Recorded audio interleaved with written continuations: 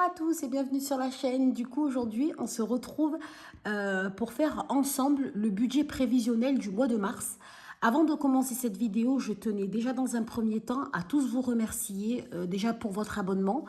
Bienvenue aux nouveaux sur ma chaîne. Pour ceux qui arrivent, n'oubliez pas de vous abonner, de liker ma chaîne et d'activer la petite cloche qui se trouve en bas à droite de l'écran pour pouvoir être averti par notification lorsque je sortirai une vidéo. Ensuite, certaines personnes donc, de la communauté m'ont dit, en tout cas via un autre réseau social, qui ne savaient pas par où commencer, qui souhaitaient faire le système d'enveloppe budgétaire, mais qui ne savaient pas par où commencer. Du coup, hier, j'ai créé en fait des fiches pour que les personnes puissent avoir au moins une base, même si je vous l'accorde sur YouTube, vous en trouverez plein de différentes youtubeuses, mais celui-là me correspond à moi et peut-être qu'il correspondra à d'autres personnes. Donc du coup, pour les avoir, n'hésitez pas à récupérer mon adresse mail budgetlily83@gmail.com.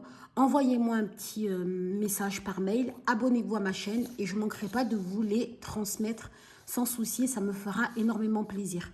Donc, j'ai fait différents systèmes en fait. Alors, pour moi, étant donné que j'ai beaucoup de dépenses fixes, beaucoup de dépenses variables, du coup, j'ai scindé en fait en deux tableaux. Sachant que les dettes et crédits, pour moi, j'estime que, étant donné généralement qu'on est endetté ou on a un crédit sur du long terme à long cours et que généralement les montants ne varient pas, moi j'estime que les dettes et crédits, peu importe emprunt immobilier, voiture, ça reste quand même des dépenses fixes qui sont récurrentes et qui viennent tous les mois. D'où le fait que je vous les sépare, mais dans la totalité, vous verrez en total deux. Pour moi, en fait, je dissocie pas les deux. Pour moi, ça reste un montant fixe. Donc, du coup, voilà comment se présente la fiche. Les revenus, les dépenses fixes, dettes et crédits qui pour moi sont fixes. Les dépenses variables, donc total 3. Et du coup, en reste à vivre, comme je vous expliquais dans une précédente vidéo, que je vous invite à aller voir si vous ne l'avez pas vu. Donc, en reste à vivre, forcément, ça sera les revenus, moins les dépenses fixes, moins les dépenses variables. Et à partir de là, en fait, de ce montant-là qu'on trouve en 4, là, de ce fait, on pourra commencer à faire les enveloppes budgétaires. Là, pareillement, pour les enveloppes budgétaires, moi, j'ai fait le choix de les dissocier en 4 groupes, sachant que le groupe virtuel s'est greffé là ce mois-ci parce que je vous ai parlé du système de banque Lydia qui me permet en fait d'avoir des enveloppes budgétaires, donc ce qu'on appelle des sous-comptes. Et donc, du coup, de pouvoir créer mes différents sous-comptes. Donc, du coup, j'ai plus besoin de retirer les sommes d'argent pour pouvoir les mettre dans mon planeur budgétaire dans l'attente que mon objectif soit atteint et que je les remette ensuite par la suite dans mon compte. Mais d'office, de toute façon, lorsque mes objectifs étaient atteints, du coup, toutes les sommes se mélangeaient et je trouvais ça assez embêtant. D'où le fait que cette méthode, du coup, des enveloppes concrète en fait à la maison me convenait bien parce que j'arrivais vraiment à dispatcher chaque catégorie en fait avec l'objectif que je m'étais fixé. Donc du coup là vous allez retrouver donc les épargnes. Ce que j'appelle épargne, c'est par exemple mon fonds d'urgence. Mon fonds d'urgence il est fait, mon objectif est atteint, mais c'est pas une épargne que je vais avoir à toucher dans le temps. Sauf si j'ai un gros souci de la vie quotidienne qui fait que je vais aller taper dans mon fonds d'urgence. Mais dans la logique, mon épargne, ça a pour but vraiment d'anticiper l'avenir ou surtout d'anticiper des coups durs. Donc du coup, c'est une épargne qui, si je n'ai pas de coups durs, n'est pas vouée à être touchée. Donc c'est ce que j'appelle pour moi des épargnes, c'est vraiment des épargnes concrètes qu'on va garder. Ce que j'ai appelé épargne de provision, que maintenant je vais mettre dans la classe épargne de provision, mais virtuelle, donc que j'enverrai sur mon compte Lydia avec tous mes sous-comptes, c'est toutes les épargnes que je fais en prévision d'une dépense future. Exemple, trésor public, je budgétise tous les mois une certaine somme dans le trésor public, mais je sais d'office qu'en fin d'année, cette enveloppe-là va être vouée à être utilisée pour pouvoir payer la somme que le trésor public me réclamera. Donc du coup, certes, c'est une épargne, mais c'est une épargne de provision dans l'attente que justement ma facture arrive. Vous verrez, pareil pour rentrée scolaire, pareil pour les sports. De toute façon, on fera le budget ensemble et vous pourrez voir tous les mois un peu qu'est-ce que je mets dans la catégorie épargne de provision. Ensuite, vous avez du coup les enveloppes budgétaires virtuelles. Et encore, j'aurais même pu mettre épargne de provision virtuelle et enlever cette case virtuelle. Mais là, en fait, moi, à la base, je l'avais créée si je voulais faire une épargne, ne pas l'avoir à la maison, mais l'avoir en virtuel. Mais du coup, je me rends compte que finalement, épargne et épargne virtuelle, c'est un peu la même chose. Donc, comme quoi, le fait de le faire avec vous, ça permet un peu de modifier ce type de tableau. N'hésitez pas à me donner des conseils si vous pensez que j'ai oublié certaines choses ou si vous pensez que je pourrais rajouter certaines choses. Ben vous voyez, ça m'aiderait beaucoup parce que là, vous voyez, pour le coup, épargne et virtuel, là, je suis bloquée. Je pense que vous avez compris ce que j'appelle une épargne.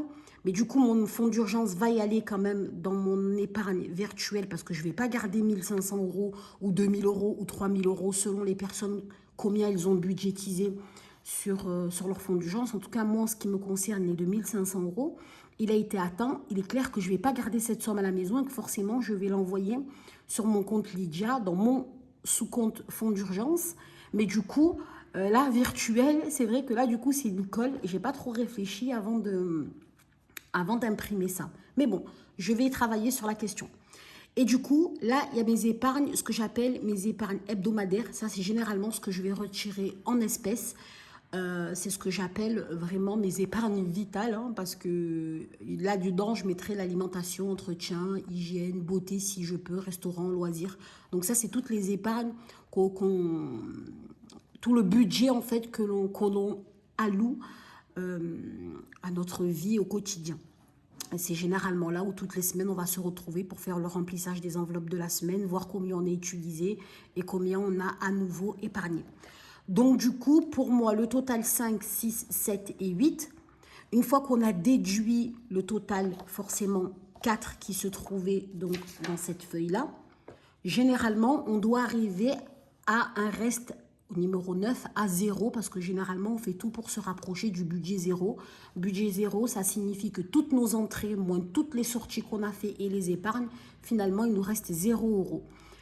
Si on est en négatif, c'est que forcément on a tapé sur notre découvert. Si on est à 0, c'est qu'on est pile poil, il nous reste 0 €, on n'a pas touché à notre découvert, mais sur le compte, il ne reste plus rien. Et là, j'ai anticipé en mettant mon cash à retirer pour savoir approximatif, hein, combien de billets je devrais retirer en banque pour pouvoir le répartir dans mes enveloppes hebdomadaires. Voilà. Pour les gens qui ont un petit budget, parce que ça, je pense que les 2 feuilles, sur 2 feuilles, en fait, c'est pour les personnes qui ont beaucoup de dépenses ou voilà, ou beaucoup de sorties. Et j'ai fait également ce budget mensuel pour ceux qui ont très peu de dépenses fixes et variables et très peu d'épargne. Et au niveau hebdomadaire, pareillement, pour que ça tienne sur une seule feuille. Voilà. Et ma devise, comme dirait monsieur Kawasaki, en fait, qui fait un peu qui a fait un livre en fait en nous expliquant comment il avait réussi à devenir riche, quoi, en fait. Il dit toujours que lui, l'important, c'est vraiment pas, en fait, en gros, pour résumer, l'important, ce n'est pas ce qu'on gagne, mais c'est combien on va arriver à garder, à épargner. Vous allez voir avec mon budget que je gagne bien ma vie, hein, je n'ai pas à me plaindre. Mais vous verrez qu'au fil du temps, avec les charges que j'ai et mon crédit de maison, parce que je viens de m'acheter une maison, vous verrez que finalement, il ne me reste pas des sommes folles en fin de mois pour pouvoir avoir un train de vie voilà, hyper luxueux, quoi. Mais bon, déjà, je suis contente, j'arrive à payer mes factures, à vivre et non pas à survivre, donc je ne vais pas me plaindre. Mais voilà, franchement, cette devise-là, je la garde toujours en tête. Au fond de moi, je pense que ça va devenir la devise de ma chaîne. L'important, ce n'est pas combien on gagne, mais c'est combien on arrive à gagner et à épargner. Voilà. Ensuite, pour celles qui le souhaitent également, j'ai fait un suivi d'enveloppe budgétaire parce que même pour moi, je trouve que c'est vraiment génial. En plus, on peut l'imprimer à volonté, hein, donc y faire du recto verso, même le plastifier et l'effacer sur un format A4. Je trouve ça génial parce que des fois, moi, lorsque je veux savoir où j'en suis dans mes enveloppes pour pouvoir faire mon budget, je suis obligée de retourner voir dans mon planeur à combien je suis, la somme que je suis pour pouvoir avoir un suivi. Mais c'est vrai qu'avoir cette feuille-là, me permettrait d'un coup d'œil de savoir à combien je suis dans les montants et savoir en fonction des mois combien je vais épargner. Donc voilà, voilà. Pour éviter que la vidéo ne dure trop longtemps, on va tout de suite commencer la prévision du budget du mois de mars. N'hésitez pas vraiment à me faire des retours. Le but, c'est vraiment, comme je vous ai dit, de cette chaîne, c'est vraiment un partage. Donc, si on peut améliorer ces fiches en fonction un peu des idées de chacun, ça serait tip top. Moi, je les modifie et j'hésite pas à vous les retransmettre pour que tout le monde y puisse avoir accès. Voilà. Donc, du coup, mars 2022, nous allons commencer. J'espère que vous voyez bien. Alors, en termes de revenus, donc il y a le salaire de mon mari. Hop, Florian. Je fais environ, parce que là, on est vraiment dans du prévisionnel. Hein. J'ai vraiment fait le choix de ne pas faire une troisième case en marquant prévisionnel et le concret, quoi, en fait, qu'on touche, parce que je trouve que c'est... Pour moi, en tout cas, ça ne me sert pas à grand-chose. Je préfère faire un prévisionnel limite négatif, hein, un peu sous-estimé ce qu'on a amené à gagner. Comme ça, je me dis que tout le surplus, lorsque les sommes arrivent sur mon compte, tout le surplus, je sais que je pourrais du coup le basculer dans des épargnes ou dans des petits plaisirs personnels ou familiaux.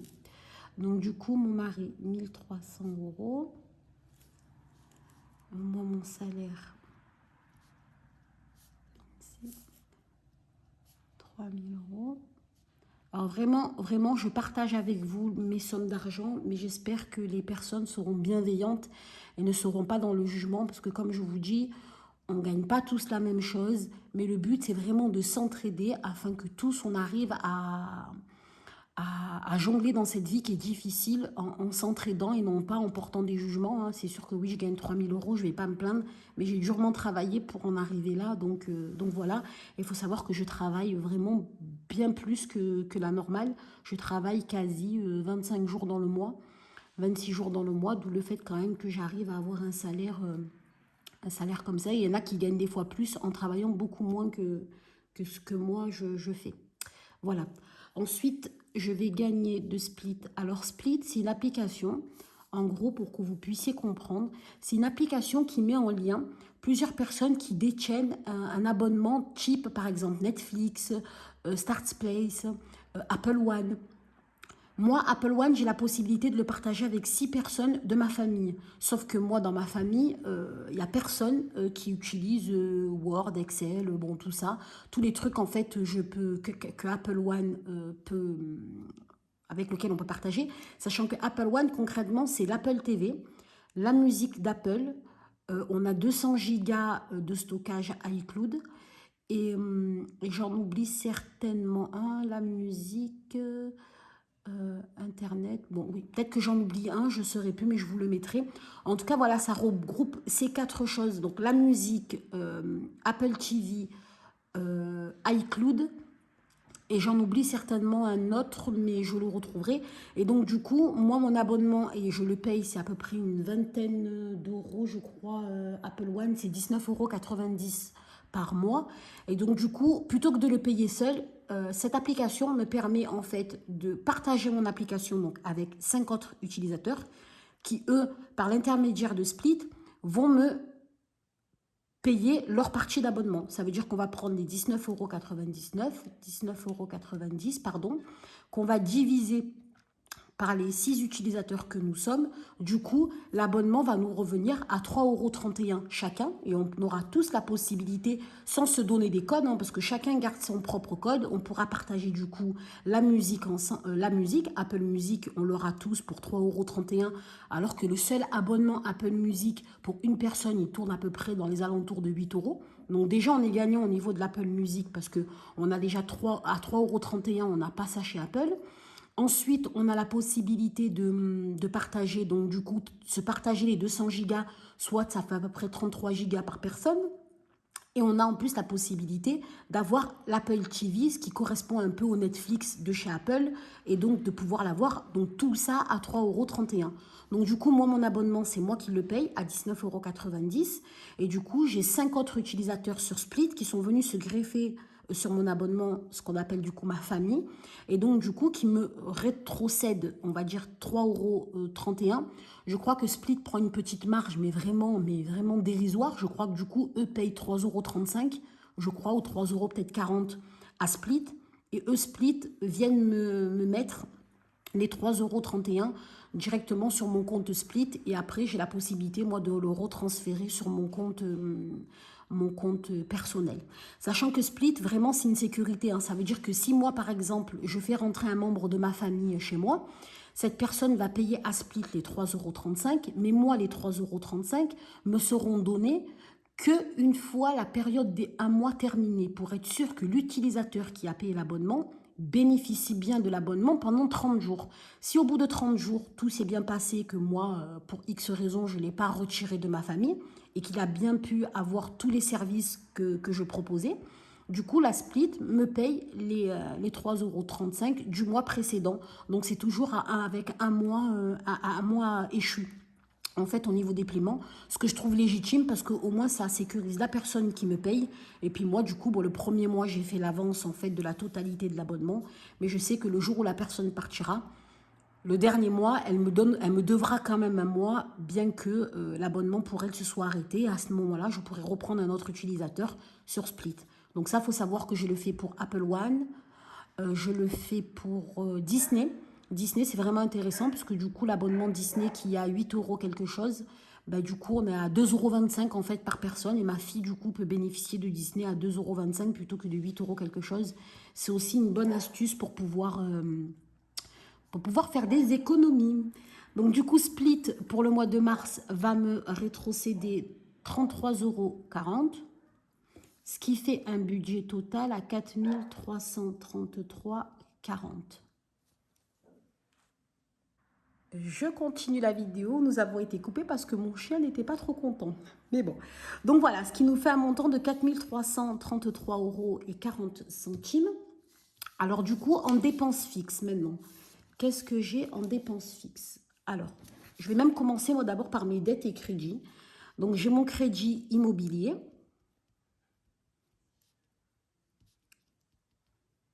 Alors, il faut savoir là que tout le budget, ça englobe moi et mon mari, hein. On ne fait pas de différence, on cumule nos revenus et avec ça, on paye toutes nos factures. Donc, on a 1 563,40 € hors assurance emprunteur, parce que j'en ai trouvé une qui était beaucoup moins chère pour en tout cas pour ce qu'on voulait s'assurer, surtout la quotité qu'on voulait assurer du crédit. Donc, on a l'assurance emprunteur qui est de 167,93 €. Oui, en effet, c'est énorme, mais mon mari est fumeur, donc du coup, on en paie le prix. Voilà, et donc on a fait un petit crédit pour travaux lorsqu'on est rentré dans la maison pour refaire toute ma cuisine. Du coup, ce crédit nous coûte 199,08 €.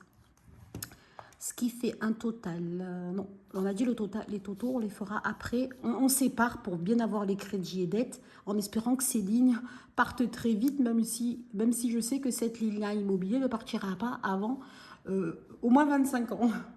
Voilà. Ensuite, on a les impôts.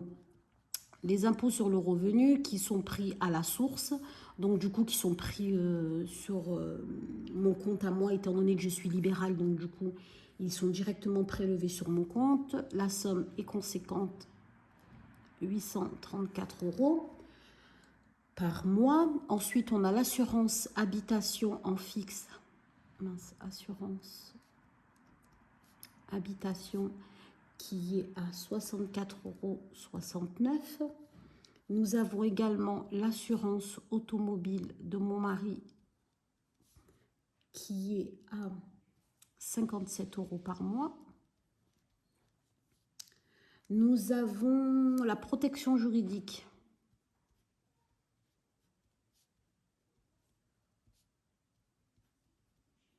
J'aime bien avoir une protection juridique à part des assurances habitation, parce que, je ne sais pas, des fois, il y a toujours des clauses dans les assurances habitation dans lesquelles ils ne couvrent pas, également dans l'assurance protection juridique seule. Mais je me dis que si, par exemple, je rencontre un litige avec mon assurance habitation, ce qui me défendront de la même manière, sachant que là, en fait, il y a conflit d'intérêts entre l'assurance habitation et la protection juridique, qui font partie finalement du même groupe. Donc du coup, c'est pour ça que j'aime bien dissocier tout ça. Au moins, ma protection juridique, elle est vraiment à part. Et peu importe le problème avec qui je rencontre, ma protection juridique sera indépendante de chaque contrat que je puisse avoir. Enfin, c'est un choix que j'ai fait. Et là, pour ça, je paye 6,70 € par mois. Ensuite, on a 2 capitales d'essai qui sont très bien. Donc, du coup, je ne veux pas en changer. Une pour laquelle je paye 15,02 € et une pour laquelle je paye 6 €. Les montants sont vraiment bien du simple au double parce que les montants du capital ne sont pas les mêmes, hein. Voilà, on a l'eau qui est une charge fixe parce que c'est tout le temps la même somme, 28 €. On a ensuite le transport de mon fils, Kylian, parce qu'il a une carte à l'année pour 15,17 €. Et ensuite, on a tous les médias, comme je vous disais. Les médias, donc qu'est-ce que j'entends par médias? C'est vraiment Netflix, Disney, Apple One et Startplace pour moi, qui pareillement, Startplace, c'est moi qui paye mon abonnement à une personne qui avait l'abonnement. Et donc du coup, je suis venue me greffer à elle, sachant que Startplace, je le paye 1,66 € par mois. Donc ce qui est aussi dérisoire. Donc si on fait 17,99 € de Netflix, plus 8,90 € de Disney, plus 19,90 € de Apple One, plus 1,66 € de Startplay, ce qui nous fait en média 48,45 €. Donc concrètement, vous voyez, je paye 48,45 €, mais si on déduit les 33,40 €, ce qui me fait 15 € en fait par mois pour pouvoir avoir Netflix, Disney+, Apple One et Startplay. Donc je trouve que c'est juste super. Voilà.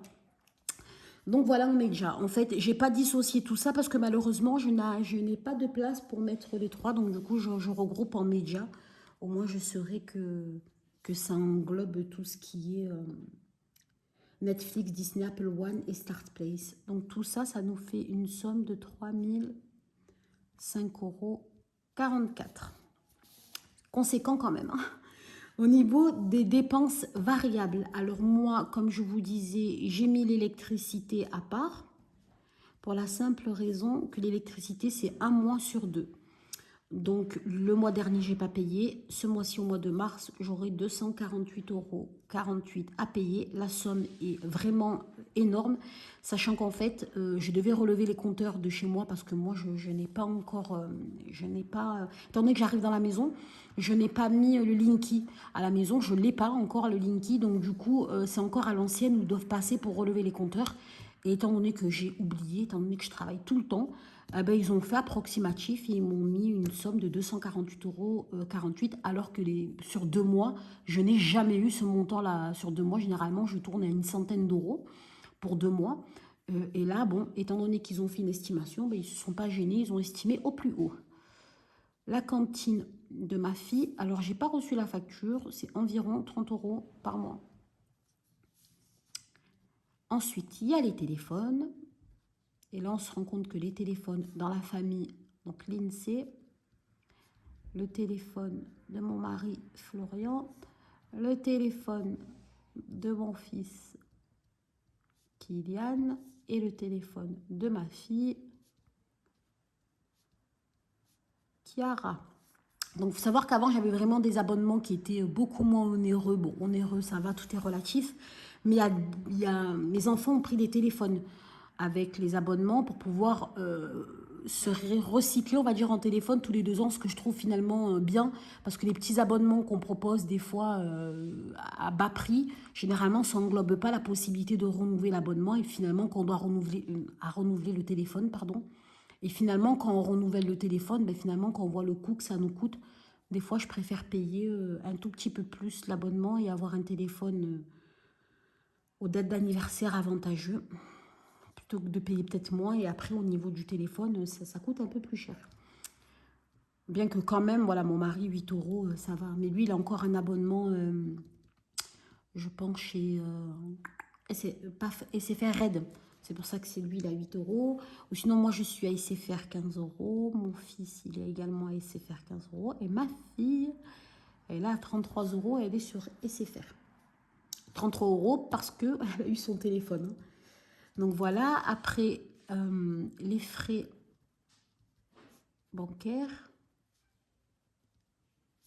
6,45 €. Et le découvert, que je mets quand même en variable au cas où il y ait une tuile et qu'on doive quand même taper dessus. Et là, pour le coup, ce mois-ci sera à 0 €. Ce qui nous fait du coup 355,93 €. Donc 3005,44 plus 355,93. Non, ça ne fait pas. Oui, donc du coup, ça nous fait 3361,37 €. Voilà, donc ça, concrètement, c'est... non, je dis des bêtises, c'est ce que... Vous voyez, encore une fois, la fiche, on voit qu'elle est mal faite. Ça, mon reste à vivre, c'est pas ce qui me reste. Hein. Donc du coup, ça, c'est le total des deux. Donc en fait, ce que j'aurais dû faire, c'est déduire. Ça aurait été... Voilà, ça, c'est ce que je dois payer, mais je me suis trompée. Donc c'est déduire les 4333,40. Donc mon entrée, moins 3005,44 moins 355,93. Du coup, en reste à vivre, il me reste 972,03 €. Voilà, là c'est mieux. Donc c'est cette somme-là, en fait, du coup, qui me reste pour vivre une fois toutes mes factures payées, mes emprunts remboursés. Là, je n'ai pas encore épargné, mais il me reste 972,03 €. Donc, hop, on les met de côté. Pour ne pas oublier, on va faire 972,03 ici. Ce que je vais faire, c'est que je vais refaire les fiches en mettant le total, en fait, des enveloppes ici, du reste à vivre, pour pouvoir avoir un visuel direct sans aller voir dans l'autre feuille combien on a dispatché dans les épargnes. Alors, comment je fonctionne? Arrivé à cette étape-là, pour moi, ma priorité, en fait, c'est de faire tout ce qui est vital. Donc, on commence tout de suite par mettre en alimentation, parce qu'il va bien falloir qu'on mange, ça c'est une obligation. Donc, du coup, je vais tout de suite mettre 400 €. C'est les 400 € que vous voyez que je dispatche après de manière hebdomadaire en mettant 100 € dans chaque enveloppe toutes les semaines. Ensuite, ce que je vais faire, c'est entretien, hygiène. Je vais mettre 20 €. 20 € à nouveau, vous savez pourquoi, je vais vous expliquer les bons plans. Et là, j'ai tellement fait un stock ce mois-ci sur les bons plans avec les catalogues où on avait 80% de remise sur le compte fidélité. Concrètement, je mets les 20 € en entretien hygiène, mais je ne pense pas du tout devoir les utiliser ce mois-ci. Après, dans santé pharmacie, hein, c'est pareil. Je vais mettre 20 € également pour le mois. Parce que si on a besoin d'aller à la pharmacie, ça c'est quand même important. Et dans mon fonds d'urgence, c'est mon fonds d'urgence mensuel. Hein, parce que j'ai un fonds d'urgence épargné pour vraiment les coups durs de la vie, qui font que vraiment je vais devoir dépenser de grosses sommes. Et j'ai mon petit fonds d'urgence pour le mois, pour pouvoir éviter d'aller taper dans mon gros fonds d'urgence si j'ai il me manque une petite somme ou que vraiment je dois acheter quelque chose que je n'avais pas pensé, que je n'avais pas budgétisé. J'ai ce petit fonds d'urgence que je mets à 50 € par mois. Si ce fonds d'urgence n'est pas touché, chose qui peut arriver, hein, parce que là, par exemple, hop, il me semble, si je ne dis pas des bêtises, que ce mois-ci, je n'ai pas, oui, j'ai pas touché mon fonds d'urgence. En fait, mon mari me les avait piqués, puis il me les a remis. Voilà, parce qu'il n'avait pas son enveloppe avec lui. Mais bon, du coup, on est toujours à 50 €. Donc là, je budgétise 50 €. Mais lorsque je vais faire le bilan, en fait, du mois de février, du coup, c'est 50 € que j'ai pas utilisé. Ben, je vais, hop, les épargner dans l'une de mes catégories que je souhaiterais, en tout cas les catégories prioritaires. Ensuite, on a donc fonds d'urgence. Ensuite, on a la beauté. On a le loisir, les loisirs et le restaurant. Mais là, je vous avouerai que comme j'ai 900 €, ça pour moi, vous voyez, je le mets, mais c'est pas la priorité, je remplis pas. Donc ma priorité, c'est d'avoir vraiment ces montants-là. Ensuite, en seconde priorité, ça va être mes épargnes de provision. Cette fois-ci, je vais envoyer en virtuel sur mon compte Lydia, comme je vous disais. Ça, par exemple, le trésor public. Limite, je pourrais même le mettre dans une charge fixe parce que de toute façon, ma taxe d'habitation, ma taxe foncière, parce que moi, je paye encore la taxe d'habitation jusque 2023 normalement. Donc la taxe d'habitation, la taxe foncière et la redevance audiovisuelle, quoi que je fasse, de toute façon, il faudra que je la paye. Hein. Donc du coup, là j'ai un peu surévalué le montant, mais je préfère anticiper plus que moins. Parce que les impôts, une fois qu'ils vont me demander la régularisation, si j'ai pas la somme, ils s'en foutent. En plus, ils vont même me majorer. Donc ça, c'est vraiment quelque chose sur lequel c'est une priorité. Après, tout ce qui est vital, on va dire, c'est d'épargner pour le trésor public, pour vraiment appréhender ça de manière plus sereine. Oui, désolé, nous avons été coupés, le téléphone m'a laissé tomber au passage. Donc, comme je vous disais, au niveau du trésor public, j'ai surévalué pour ne pas appréhender la régularisation vers la fin de l'année. Au niveau de la rentrée scolaire, j'ai regardé où j'en étais, et étant donné que la rentrée scolaire va rapidement se peaufiner, parce que je pense que comme toutes les mamans, on anticipe tous un peu, on ne fait pas ça au mois de septembre, la préparation de rentrée scolaire. Donc du coup, là, on est au mois de mars, avril, mai, juin, juillet.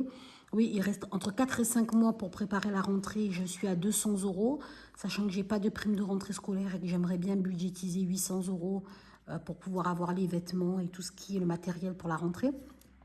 Donc du coup, il va falloir que je mette un petit coup de boost à cette enveloppe. Donc du coup, ce mois-ci, j'ai fait le choix de mettre 50 €. Au niveau de la santé, j'en suis plutôt à 230 €. Donc du coup, pour faire un compte rond, vu que j'aimerais bien avoir une enveloppe de 600 € pour anticiper les grosses dépenses, style orthodontie pour les enfants ou même dentiste pour nous s'il y aurait besoin de gros soins, parce que la mutuelle forcément ne prendra pas tout en charge. Donc comme pour le fonds d'urgence, j'ai un gros fonds d'urgence et un petit fonds d'urgence, pour la santé c'est pareil, j'ai une grosse enveloppe santé et j'ai une petite enveloppe santé pour tout ce qui est des petits soins de la vie quotidienne, donc pour les 20 € que je budgétise de façon mensuelle là. Et pour la santé, donc la grosse enveloppe, là je suis à 230 €, donc ce mois-ci je vais mettre 70 €. En termes d'anniversaire, pareillement, ma fille, son anniversaire arrive au mois de mai. Comment j'envisage de budgétiser cette enveloppe-là? Je me suis dit que j'allais faire 40 € pour moi et ma famille, ce qui fait un montant de 160 € pour que chacun de ma famille, donc moi, mon mari et mes 2 enfants, puissions avoir un cadeau dans les alentours des 40 €. Et je me mets pour la famille quasiment un budget similaire. Donc, on est loin des 320 €. Donc, pour ce mois-ci, je vais quand même l'augmenter. Vaut mieux petit à petit, doucement mais sûrement. Je vais mettre 30 €. Au moins, je serai à 130 €. Et ensuite, je me suis dit que j'allais commencer mon enveloppe des sports parce que, bien évidemment, je n'avais pas anticipé. C'est une nouvelle enveloppe qui arrive, qui est arrivée dans les enveloppes que vous avez pu voir que j'ai reçues d'Amanda Budget. C'est l'enveloppe du sport parce que mes enfants, là, voilà. Et comme vous voyez, elle est vide. Donc d'ailleurs, pour ça, je suis en train de me faire un tracker un peu girly comme les autres. Et donc, du coup, je me suis dit que j'allais commencer les sports parce que forcément, si la rentrée arrive, forcément, il va avoir les sports aussi à budgétiser. Et ça, je n'avais pas anticipé. Donc, du coup, pour ce mois-ci, je vais d'emblée mettre 50 € pour la licence de foot de mon fils et la danse de ma fille également, qu'il faudra budgétiser. Donc, je pense qu'on sera dans les alentours des 500 €. Donc, il va falloir que là, j'y m'y mette et sérieusement pour l'enveloppe sport. Alors, comme je disais, on va quand même faire le calcul pour savoir où on en est. Hein. C'est bien beau de budgétiser, mais voilà. Donc, hop. Donc, 972,03 €. Donc, c'était mon reste à vivre.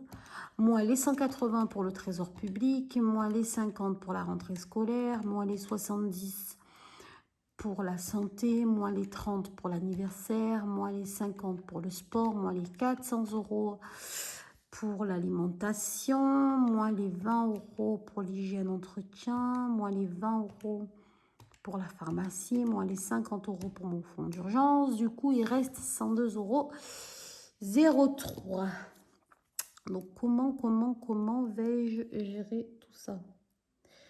Parce qu'il faut avec cela que quand même mon mari ait de l'argent de poche, parce que sinon concrètement, alors on travaillerait que pour anticiper l'avenir et on se ferait pas trop plaisir. Bon, non, ça va pas aller. Donc, ce que je vais faire, c'est que, bon, restaurant, loisirs, ce mois-ci, on oublie. La beauté, je vais pas pouvoir oublier, mais je vais m'arranger. Je vais enlever beauté, loisirs, restaurant. Ce mois-ci, je vais faire l'enveloppe pour mon mari Flo. Je vais lui mettre les 100 € qui restent parce que lui, mon mari, donc il lui faut son argent de poche, il est plus dépensier que moi. Moi, j'ai encore mon enveloppe, si je dis pas des bêtises, à moi perso. Et dans mon enveloppe personnelle, à moi, il me reste 290 €. Donc du coup, je vais pouvoir un peu anticiper. Mon fils, bon, je voulais leur mettre de l'argent dedans, mais lui, il est à 80 €. Ma fille, elle est à 110 € et mon mari, lui, il est à 50 €. Donc, on va lui mettre à lui les 100 €. Moi, ça lui fera 150 € ce mois-ci pour lui. Et puis moi, pour ce mois-ci, je prends rien. Comme ça, moi, ça rééquilibrera. Sachant, comme je vous ai dit au début de la vidéo, que je me suis fait un budget vraiment serré. Il se peut que moi, par exemple, je gagne finalement 3200 € ou que mon mari aussi, j'ai vraiment sous-estimé un peu son salaire. C'est vrai que des fois, je mets 1300 € pour lui et puis finalement, il a un salaire à 1600 parce qu'il y a les déplacements, l'heure de nuit, les heures supplémentaires. Donc après, tout ce qu'on aura en plus de ce que j'ai déjà prévisionné, eh ben, du coup, je pourrai remplir mon enveloppe beauté, loisirs, restaurant, pareil, hein. Je me permets d'enlever le loisir, le restaurant et la beauté parce que si je regarde mon enveloppe, j'ai été sérieuse en ce mois-ci. Bon, pour mes ongles, normalement, je suis censée y aller mardi, si je dis pas des bêtises. Donc, du coup, ça va partir. Mais bon, j'ai déjà...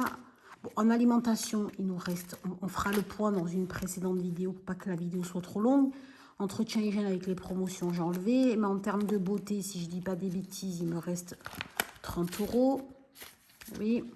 Ça sera pour mes ongles de mardi, donc on sera fin de mois, début du mois, donc je n'irai pas avant fin mars.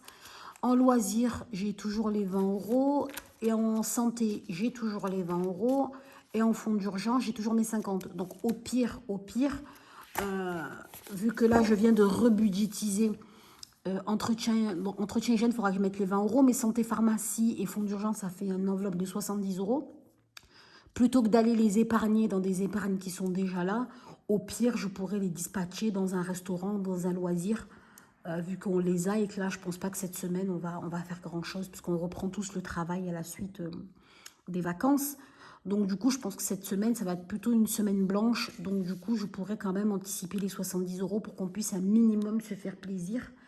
Parce que si on travaille pour tout payer et tout anticiper, c'est pénible et en tout cas, c'est pas comme ça que je conçois la vie. Et c'est vrai que forcément, si on a un peu plus, et ben, du coup, ça va nous rester des petits plaisirs qu'on pourra se faire. De toute façon, on verra ça ensemble dans les semaines à venir sur le réel par rapport au prévisionnel. Et en plus, ce mois-ci, j'ai l'électricité quand même pas mal onéreuse. Parce que dans la logique, l'électricité, quand même, le mois prochain, je ne l'aurai pas. Donc, ça fera déjà 250 € en plus dans le budget. Donc, ça sera quand même pas négligeable. Donc, on en est en termes de provision. 180 €, plus 50 €, plus 70 €, plus 30 €, plus 50 €. On a dit du coup que ça faisait 380 €. Quand même, c'est pas de l'argent que je gaspille. Vous voyez, c'est quand même de l'argent que je provisionne. Bon, ils sont là quand même. Et là, pour tout ce qui est hebdomadaire, donc j'ai 400 plus 20, plus 20, plus 50, plus les 100 de mon mari, ce qui fait 590 €. Donc, si on fait les 972,03 € du départ, moins les 380, moins les 590, il nous reste 2,03 €. Bon, normalement, on doit se rapprocher du zéro, mais bon, 2,03 €, on va dire. Hein, c'est presque proche de zéro, donc c'est ce qui me restera concrètement sur mon compte. Donc voilà, voilà. Donc pour faire après... Donc tout ça, je vais le budgétiser et je vais mettre mes anciennes épargnes sur mon nouveau compte Lydia.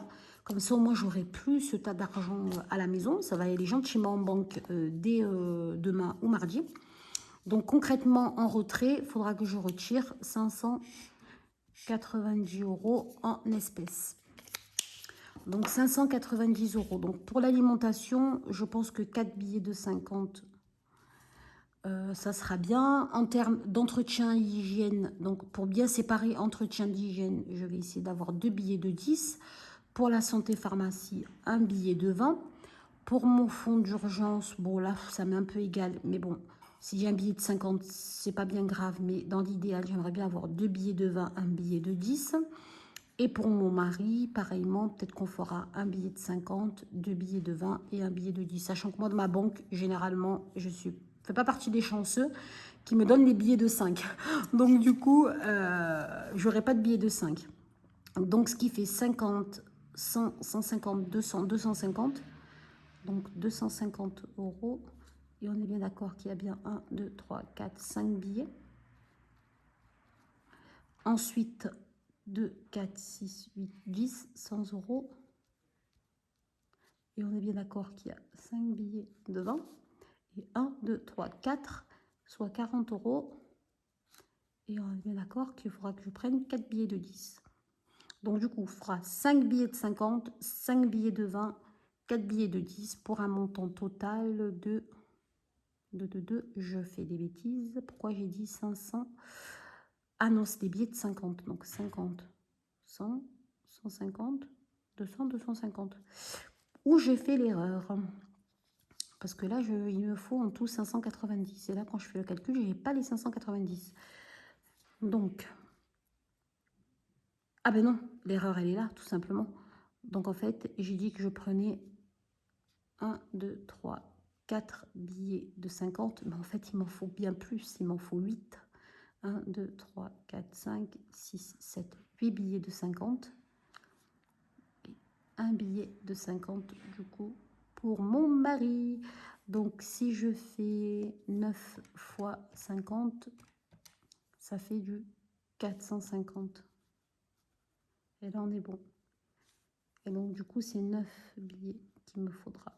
Et non pas 5. Donc, du coup, 9 billets de 50 pour faire 450, 5 billets de 20 pour faire 100 et 4 billets de 10 pour faire 40, ce qui fait une totalité de 590 €. Et là, du coup, on est bon. Voilà, voilà. Donc, du coup, vous avez pu voir un peu comment je faisais mon budget au mois, sachant que pour moi, au niveau des feuilles, c'est vraiment la première fois. D'habitude, j'ai mon petit tableau Excel sur ma tablette. Mais bon, franchement, c'était agréable de faire ça avec vous. Je pense que d'ailleurs, je le ferai chaque mois avec vous pour qu'on puisse voir un peu la différence entre le prévisionnel et le réel. Donc, ça, c'est fait. N'oubliez pas que pour ceux qui souhaitent, j'ai le budget sur une seule page et j'ai également le suivi des enveloppes budgétaires que je mettrai à disposition de chacun en retour d'un mail envoyé donc sur ma boîte mail budgetlinly83@gmail.com. Comme ça, au moins, ça me permettra que vous me soutenez. Voilà, c'est ce que je voulais dire. Et je vais faire mes petites modifications et j'attends vraiment vos retours pour ce petit dilemme-là qu'on a rencontré. Voir si je peux améliorer un peu cette fiche-là.